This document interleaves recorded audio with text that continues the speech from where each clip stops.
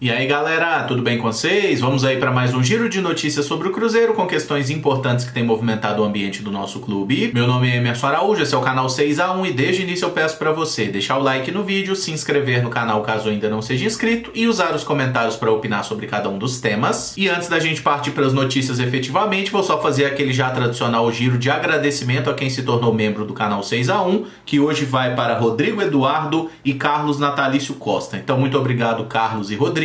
Se você quiser se tornar membro do canal 6x1, clique nesse botão Seja Membro que aparece na sua tela, que você vê os detalhes, valores também. E caso tiver feito a adesão à categoria Sócio Atleta, que dá direito à participação do grupo lá de WhatsApp, vai na aba Comunidade, onde tem uma publicação que eu peço para você deixar o seu número ou para que você me chame no meu número lá, para que a gente possa providenciar a sua inserção no grupo para a gente falar mal do Cruzeiro e de mim. O Cruzeiro foi a Maceió ontem enfrentar o CSA e perdeu mais uma vez 2-1 para o adversário lá no estádio Rei Pelé, num jogo marcado aí por falhas individuais mais uma vez, né? O Fábio foi mal, o Joseph, Cáceres, o Everton. O difícil é a gente falar quem é que jogou bem no time do Cruzeiro. E esse resultado nos fez cair na tabela. O Cruzeiro está nesse momento em 13º lugar, com 7 pontos conquistados após 7 jogos. 10 gols feitos, o que nos coloca como um dos melhores ataques da Série B, acreditem se quiser. E com 13 gols sofridos até o momento, nós temos a pior defesa do campeonato, dividindo esse posto com o CRB. Nesse momento, o Cruzeiro está apenas um ponto acima da zona de rebaixamento. E olhando lá para o G4, nós estamos 5 pontos abaixo do Sampaio Corrêa, que é hoje o 4º colocado. O técnico Mozart avaliou que o Cruzeiro não fez um jogo ruim e que a derrota foi dolorida pelo que as duas equipes produziram, mas que não há tempo para lamentação, que ele assume a responsabilidade pelo resultado e que precisa buscar soluções para os problemas do time e voltar a vencer na quarta. Essa partida de quarta-feira contra o Guarani no Mineirão deve ser bem complicada, até porque eles têm, por exemplo, Regis, né, o homem que não pode ser reserva,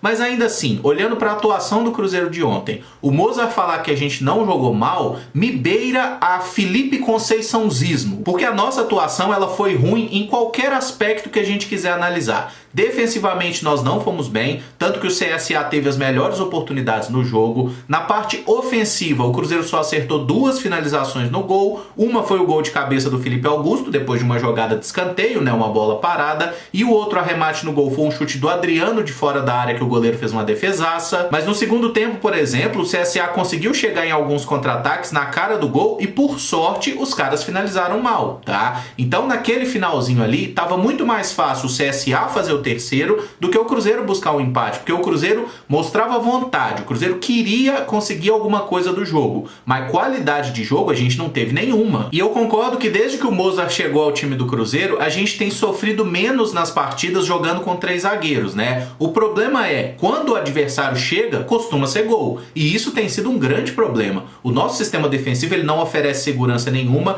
e isso passa por erros individuais, mas erros coletivos e de posicionamento também. O primeiro gol do CSA ontem, na minha opinião, a gente pode reclamar ali do Cáceres que não bloqueou o cara no cruzamento, do Joseph que não estava marcando ninguém, do Ramon que não chegou no cara, mas a verdade é que coletivamente toda a nossa zaga estava mal posicionada, porque tanto o rapaz que faz o gol de cabeça, o Yuri, quanto o Delator, que é o centroavante, eles estavam desmarcados na jogada. Então assim, tinha 3 zagueiros na área e ninguém marcando os atacantes. E para falar em zagueiro, o Ramon tomou o 3º cartão amarelo e será desfalque certo no próximo jogo. Ele que falhou nos jogos contra Operário e CRB parece ter melhorado um pouquinho de produção nos 2 últimos jogos, mas fica fora do confronto com o Guarani. E isso deixa o Mozart num impasse com relação ao esquema tático, porque ele tem tentado fazer o time jogar nessa formação com 3 zagueiros, só que o Cruzeiro nesse momento tem apenas 3 zagueiros à disposição. E como a gente tem visto nos últimos jogos, né, o Joseph, às vezes a gente consegue arrumar alguém para marcar ele.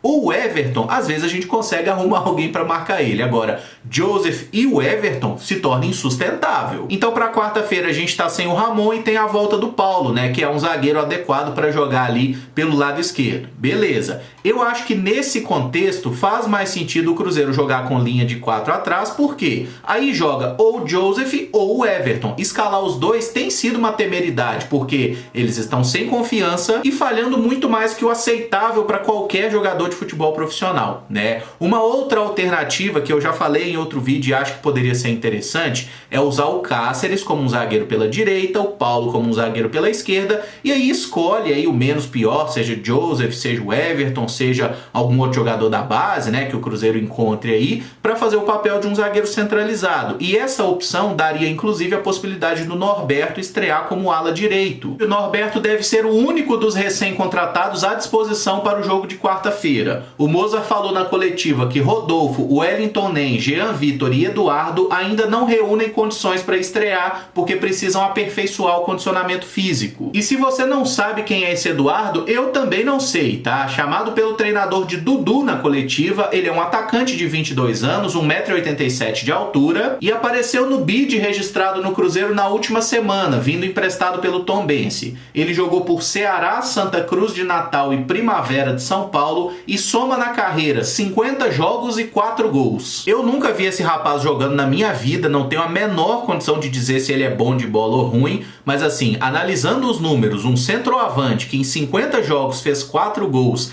encarando adversários de um nível competitivo bem mais baixo, né? Convenhamos que não é uma contratação que se justifique de forma alguma. Se ele tivesse 50 jogos e 50 gols, eu entenderia muito a aposta. Mas com esses números aí, ele não me parece ser melhor que nenhuma opção que o Cruzeiro tem hoje. E como a gente sabe que ele veio do Tombense, que tem essa coisa aí do empresário Eduardo Uran, né, que é ligado, por exemplo, ao Wellington Nem e até ao próprio Keké, tem aquele cheirinho de contrapeso, né? Esse Eduardo chega como uma espécie de Gonzalo Latorre Tupiniquim. Outro nome oficializado nos últimos dias é o zagueiro Rodolfo, de 34 anos, que estava sem clube desde a saída do Coritiba no mês de fevereiro e assinou contrato com o Cruzeiro até dezembro. Na carreira ele também defendeu Flamengo, Besiktas, Grêmio, São Paulo e Atlético Paranaense, clube onde foi revelado. Acho que todo mundo conhece o futebol do Rodolfo, não necessita aí de maiores apresentações, porque ele já jogou por diversos clubes importantes do futebol brasileiro.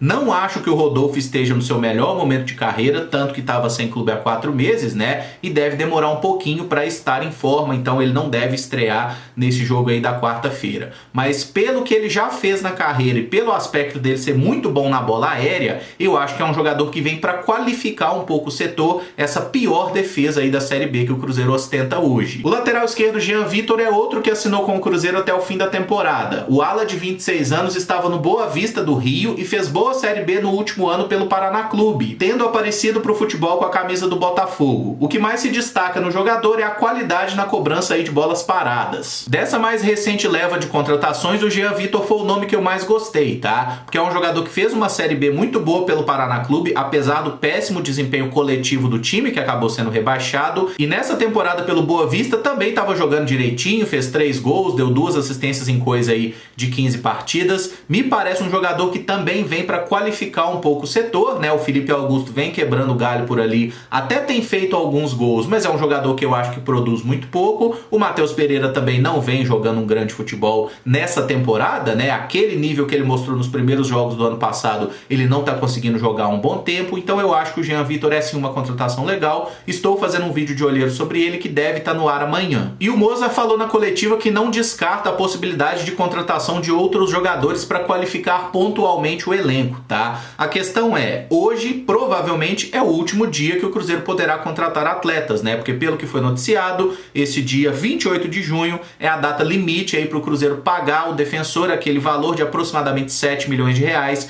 que a gente não pagou da compra do Arrascaeta lá em 2015. Como o Cruzeiro não paga até hoje, então amanhã ele entra aí no transfer ban. A gente não poderá registrar novos atletas, então o Cruzeiro não deve contratar mais ninguém. E para fechar com um clima melhor, o nosso time sub-20 começou o Campeonato Brasileiro da melhor forma possível, goleando o Fortaleza por 4-0 no Sesc Venda Nova. Igor Lemos, Riquelmo, Riquelme e Queiroz marcaram os gols. Inclusive foi um pouco surpreendente ver o Riquelmo jogando como atacante e fazendo um gol de camisa 9. Ele que normalmente faz o papel de um ponta direita, foi por muitas vezes o homem mais avançado de um sistema ofensivo de muita movimentação. Foi uma partida realmente para trazer alguma esperança de que essa geração tenha jogadores capazes de alimentar bem o time principal. A gente marcou gols muito bonitos, né? O gol do Riquelme de puxada ali, o último do Queiroz foi sendo um belo toque por cobertura também. Eu não tinha visto esse time jogar ainda na temporada, né? E fiquei muito surpreendido positivamente. Eles mostraram em campo mais do que eu imaginava, e aí a gente tem que dar um crédito pro treinador também, né? O Paulo Ricardo,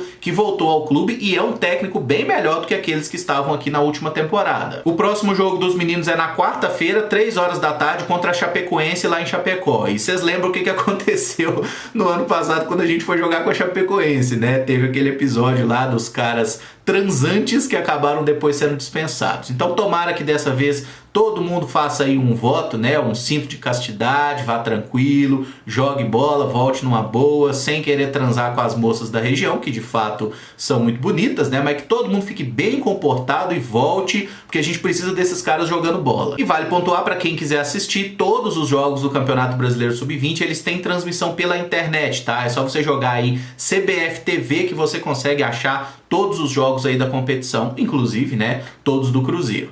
Esse vídeo fica por aqui. Se você gostou, eu peço que deixe o like, se inscreva no canal caso ainda não seja inscrito e use os comentários para opinar sobre cada um dos temas. Muito obrigado por acompanhar, um abraço e até o próximo vídeo. Valeu!